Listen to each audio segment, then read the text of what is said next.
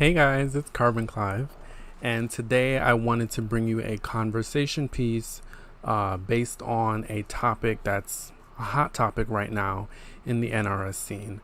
Apparently, somebody suggested that Jacqui should be banned from tournaments, and it's causing a ruckus. So I just wanted to give a larger perspective on the topic and sort of talk about what factors contribute to an opinion like this coming out.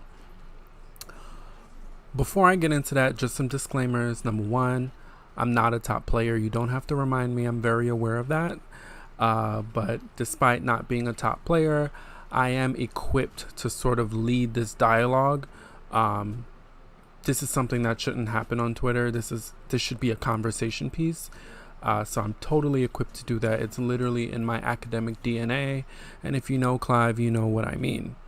And finally, this is based on my experience. This is my interpretation of what's being said in NRS scene. In addition to going over some of the quirks that the NRS scene brings, I'm going to use Soul Calibur 6 as a comparison because that is the other game that I that I play competitively. So my first point in talking about why this ban Jacqui concept would come up, you got to look at NetherRealm's culture. NetherRealm's gaming culture enables this kind of outcry behavior. What do I mean by that? Look at the foundation of MK11. For the most part, people are not happy with the game's mechanics, right? One of the first mechanics that was a constant complaint from beta to release to a year later is the breakaway mechanic, right? I've seen several people on social media complain about it.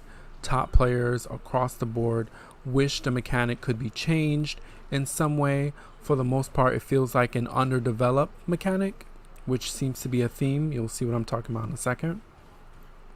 So in response to the complaints about breakaway, what NRS is, they introduced a armor breaking mechanic, because when you break away, you get armor. So they introduced an armor breaking mechanic. The problem with this is the armor breaking mechanic largely was ineffective because it wasn't applied equally across the cast. You have some characters who get a crushing blow off of their armor breaking move. You get some characters who don't have access to it depending on the variation that they're in.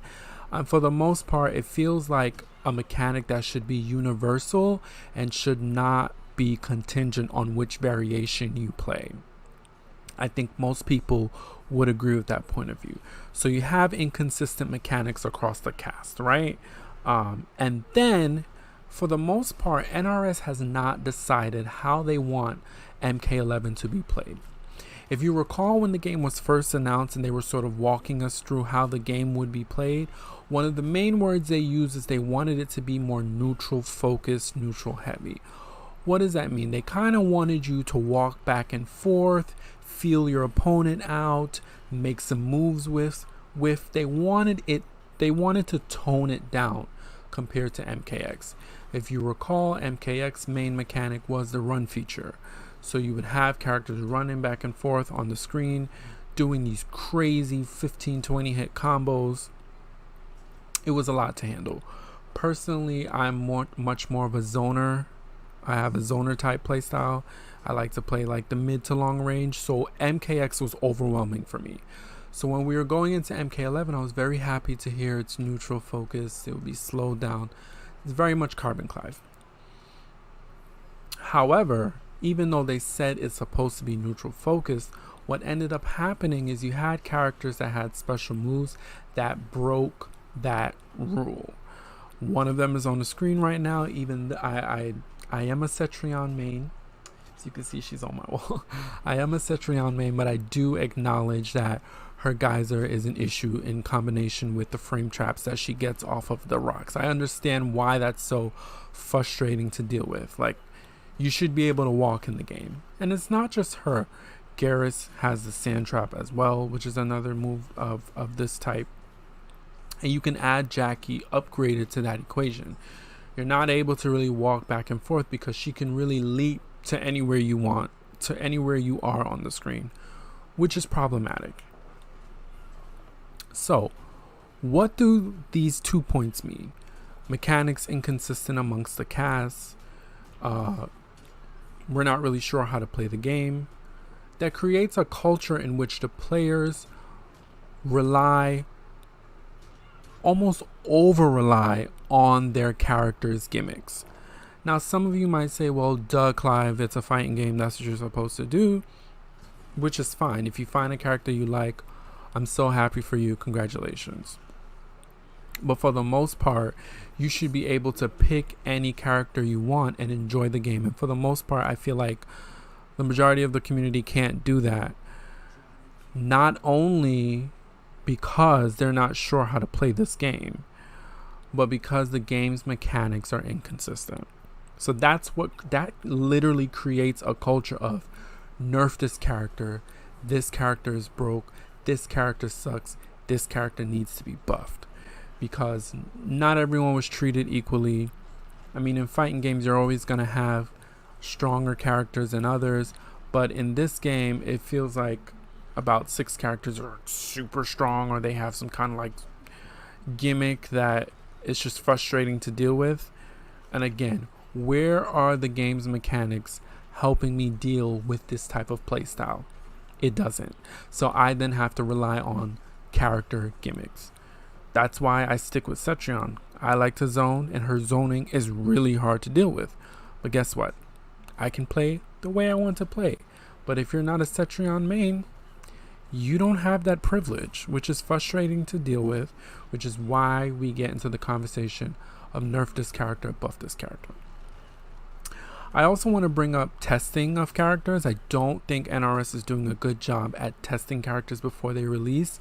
We are like the testers, I guess. We're paying for a game to test it out, to point things out to them, which I don't understand the logic, but I do feel that they need to do a better job at investigating characters before they release them.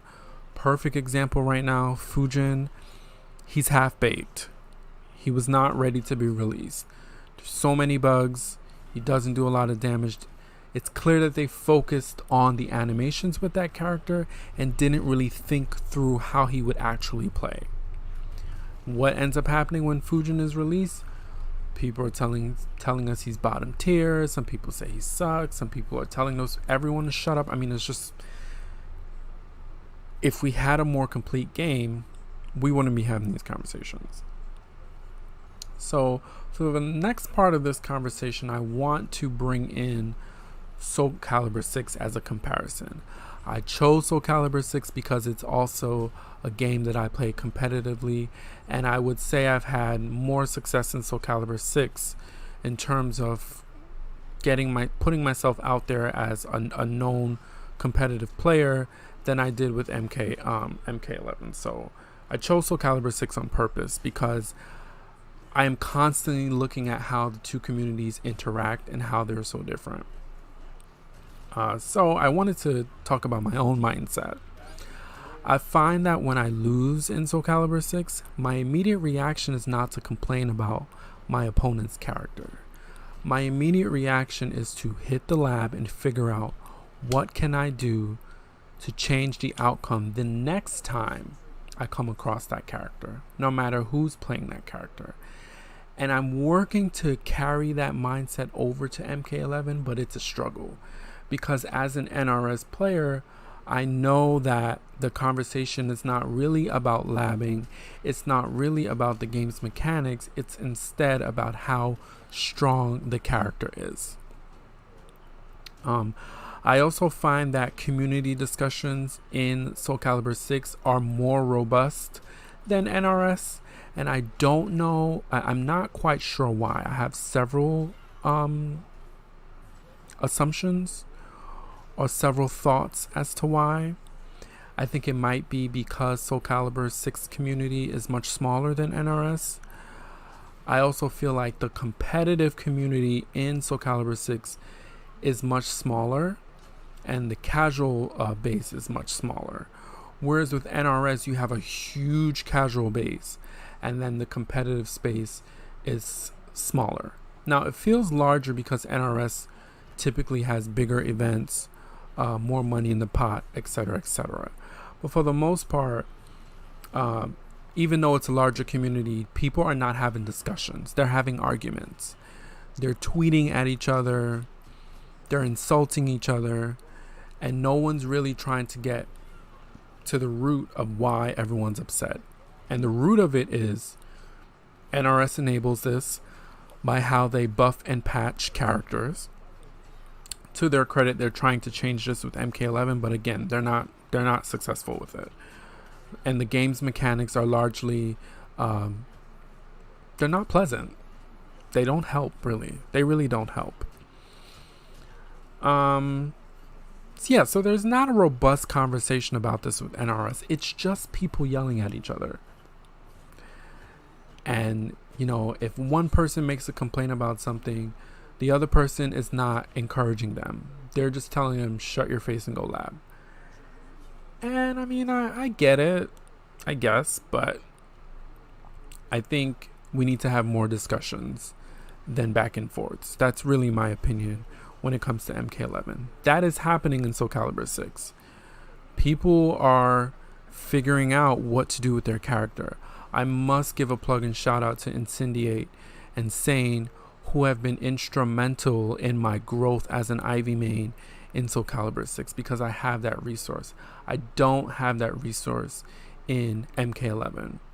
Now, why don't I have that resource in MK11? I don't have an answer. It could just be I've built a bond with Incendiate and Sane because we come from the same scene, we play the same character.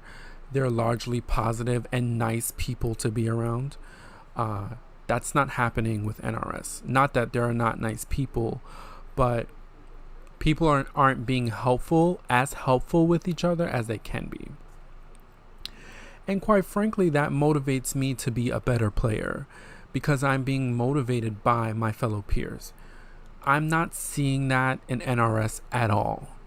I'm not seeing that at all. And I also want to touch on Soul Calibur 6's mechanics. I think I can understand some of you right now are saying, well, Clyve, it's two different games. One is 2D, one is 3D. Can't really compare the two. But I disagree. I think that you can compare the two games based on the complexity of the mechanics.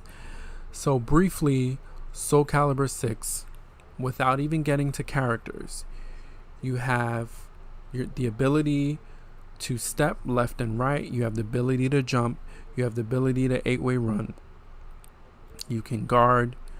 Then you have access to a mechanic known as reversal edge, which in my opinion is totally a big toss-up because the outcome of those clashes depends on the button you press and depends on the button your opponent presses. Now, as you become more familiar with how the characters play in the game, you get to guess properly what certain characters are going to go with, but for the most part the reversal edge kind of levels a playing field. Now, I do acknowledge certain characters can cancel into the reversal edge, but let's not dig too deep. That's another layer. You also have guard impact. Depending on how you guard impact a move, you get level 1, 2, or 3. That will directly impact how you respond to using guard impact or being guard impacted. And then for season 2, they introduced resist impact, which allows you to guard impact, break attacks, and unbreakable attacks, right? Unblockable attacks, excuse me. That's even before you get to the character's mechanics. Plus you have walls you can combo off of, and you have ring outs. Now when you get to characters, all the characters have a robust set. They have a robust move set. There are so many ways to play characters in Soul Calibur 6. If you want to play Ivy from several ranges, you can. There's between myself, Sane, and Incendiate, the three of us play Ivy differently. And that's really refreshing. You don't get that variability with MK11. And that leads to people feeling like the game is stale and feeling like they need to request buffs and nerfs for characters that may be unnecessary, but because the game itself is not really supportive in terms of the mechanics, and because there aren't many layers to MK11, you know, most characters have 1 or 2 combo paths. The crushing blows are the same. Whereas in Soul Calibur 6, crushing blows translate into lethal hits. The way you react to a lethal hit on the stage can change depending on, again, where you are on the stage, your health. Perhaps you want to try to reset this. There's so many. My point is, so many things you can do in Soul Calibur 6 with your character, and you will not find that complexity with MK11. And that is why we resort to, as a community, wanting to ban characters, wanting to buff characters, wanting to nerf characters. So I just wanted to compare Soul Calibur to MK11 to sort of give you the juxtaposition of what's working in one community and what's not working in the other. Now imagine if MK11 had a layer of complexity to the game that would give you the tools to deal with an oppressive Jacqui player. But we don't have it because upgraded, it flies in the face of all the rules that they put together. And I'm going to go into that in a little bit. The real question is, how do we move forward from here? I think for NRS, we need to learn how to communicate with each other. I've been very vocal about this before. Twitter is not the place for these conversations. For Twitter, you tweet your opinion and you leave. That's it. It is not the place to go back and forth, because then you get into people getting disrespectful, people getting dramatic, people getting rude, and people being insulting. Okay, so learn how to have these dialogues, right? We also need to cultivate a more supportive culture. There's a reason why online you get so much hate mail, because largely people don't know how to play the game and no one's really helping them. And I know there's tutorials out there and stuff, but it's not working. Something's not clicking. And whatever is not clicking, it clicks for Soul Calibur 6. Just want to put that out there. So who's going to lead the community down this path? Me personally, I think it should be our top players. The Sonic Foxes, the Coach Steves, and the Silver Eyes of the world should step forward and try to help people understand what's happening, or to be encouraging. And I don't want to bring up those three. Mentioning those 3 people is not a dig. It's just 3 of my favorite players, so you know, it just made sense to mention them. And I have, except for Sonic Fox, I do have I'm friends with Steve, I'm friends with Rye. Like, I'm just stating this objectively, right? So I think moving forward, we need to learn how to have these dialogues. I would love to be the person to lead those dialogues, because I think the community, FGC in general, is missing that. But I don't have a platform. I didn't win a tournament, so what can I do about that? So my last thoughts before I wrap up the video is, what is my real opinion on Jacqui? Should she be banned? The answer is no, I don't think she should be banned. I think she's hella oppressive, but not to the point of being banned. I think she just needs to be toned down. I'm not asking for a significant nerf. She should be toned down by way of the base character before you even get to the variations. Jacqui's strings and recoveries are an issue. She recovers too quickly, and she's largely safe on a lot of her strings. And other rushdown characters in the game don't have that privilege. So I think they should start there and not focus on just nerfing variations. Like when they nerfed upgraded, I knew that wasn't going to be enough, because upgraded is a problem because it largely breaks the whole neutral play, and it really gives her kind of an unfair advantage. But for the most part, the character itself would be an issue. Understand that if they continue to nerf upgraded, Jacqui players are just going to go back to first round KO, and we're going to find something else to complain about. Again, but the reason why people have an issue with Jacqui is because Mortal Kombat 11's mechanics are not supportive of the game. They're not consistent amongst the cast. NRS has not decided how their game should be played. Maybe the players should, but for the most part, they should give us tools that are consistent amongst the cast that work so we can properly play and enjoy the game. And those are my thoughts. That's why people are calling for Jacqui to be banned, because they feel helpless. NRS has not properly addressed the state of the game. And if you want to hear a robust, a more blunt, I'm cleaning this up a lot. If you want to hear a blunt version of what I'm saying, you need to check out Acromaniac. He sums it up nicely, and he wants to play this game, but for the most part, the game itself is problematic, and that's what leads to people focusing on a specific character. If the game's mechanics were better and the game's features were spread better amongst the cast, we would not be focused on Jacqui right now. We would be focused on labbing Jacqui. But because NRS has failed us in the mechanics department, they have largely failed us in fixing Jacqui. That is why the community, not the community as a whole, but that's why some people have resorted to saying she should just be banned. And that's the truth. So I hope you guys enjoyed this conversation with me. I know it was really long, but if you know Clyve, you know that I'm a talker. You know that I love conversation, and this is just what I do. So chime in down below. You can hit me up on Twitter. Definitely follow me on Twitter. That's where a lot of my opinions are. And pop into my stream chat. Say hi. But it was a pleasure having this conversation with you. If you stuck around through all 20 minutes of this, just know that I appreciate you. And until next time.